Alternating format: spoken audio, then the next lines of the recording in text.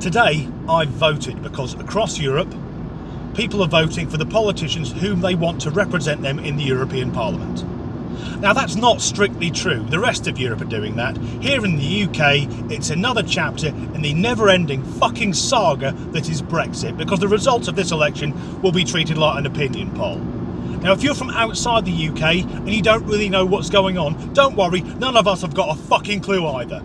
Not the voters, not the politicians, not even the newsreaders know what's going on. Every night when they get to the section of the news concerning Brexit, all they do is read out which ministers have resigned today and then just cloud over.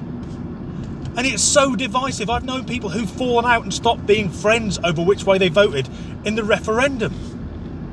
Can't we look for what unites us rather than what divides us? I could be a fucking politician. But here's a couple of things which are really pissing me off at the minute.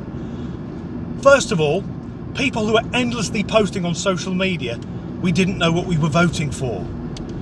Because yes, we didn't know what the aftermath would be, but whether you voted Remain or Leave, it was one fucking question!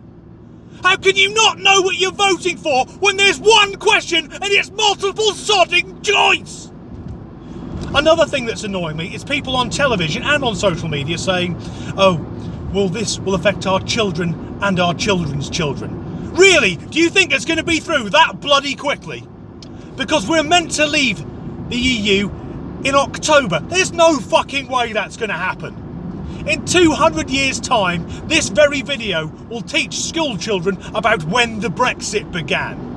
So if you are watching this in the 23rd century, sorry we fucked it up, but on the plus side, all these people are now dead.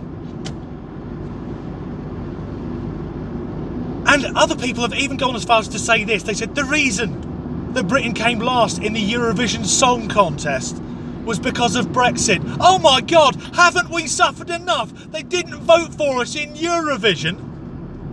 My own view is the reason that Britain came last is that the song was fucking terrible and it was sung by a tubby lad who couldn't carry a tune in a bucket.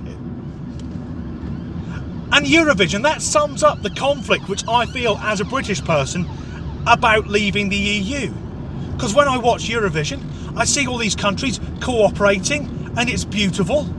But also there's part of me that wants to fire up the fucking Lancasters and bomb the Germans.